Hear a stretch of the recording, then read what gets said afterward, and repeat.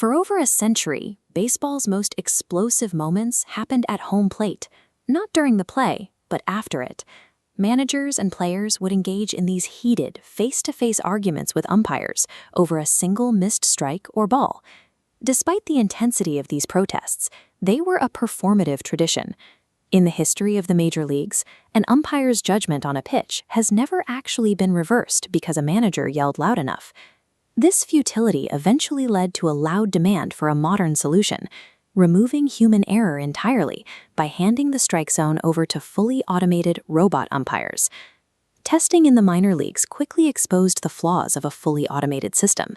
It stripped away the catcher's specialized skill of pitch framing and caused games to slow down as the rigid computer zone led to a significant increase in walks.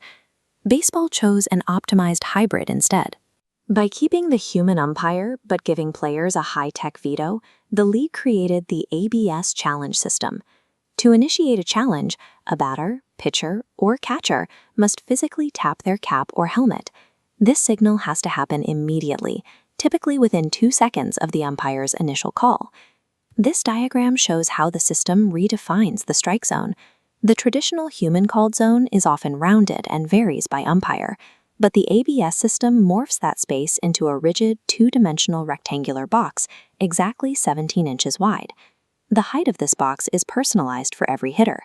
The top is set at precisely 53.5% of the batter's measured height, with the bottom at exactly 27%, scaled to match their specific stance.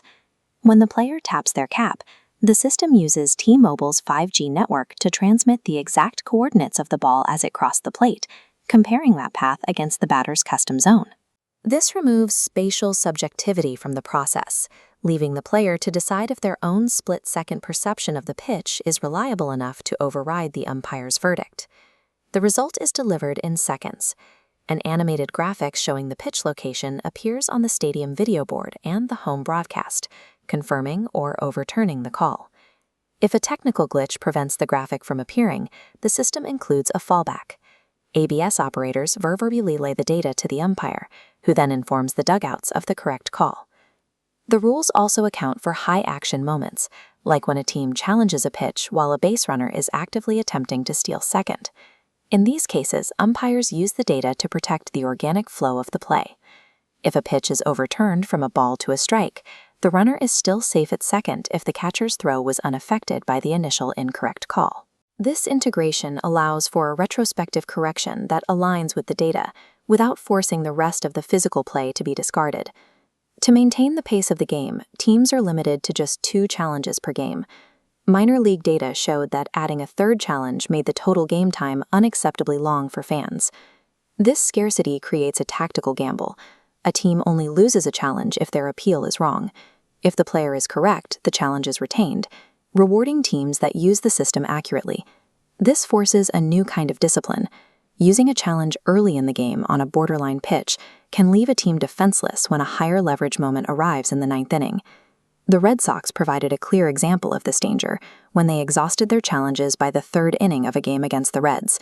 When critical calls went against them late in the game, they had no way to appeal, contributing to an extra inning loss. There is a small safety net for extra innings.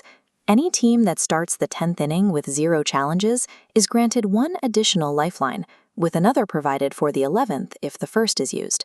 The system adds a layer of long-term resource management to every split-second reaction at the plate. The impact of this strategy was on full display during a high-stakes matchup between the Orioles and Twins in late March 2026. In the bottom of the 9th, Baltimore used their remaining challenges to successfully appeal 2 consecutive ball calls that were actually strikes. Those appeals were the difference between a game-tying walk and a game-ending strikeout. The Orioles secured the win because they had the resources available to correct the record at the most critical moment. The broader data supports this success. Players are currently overturning human calls at a rate of 52.2%, and 72% of fans surveyed say the system has improved their experience.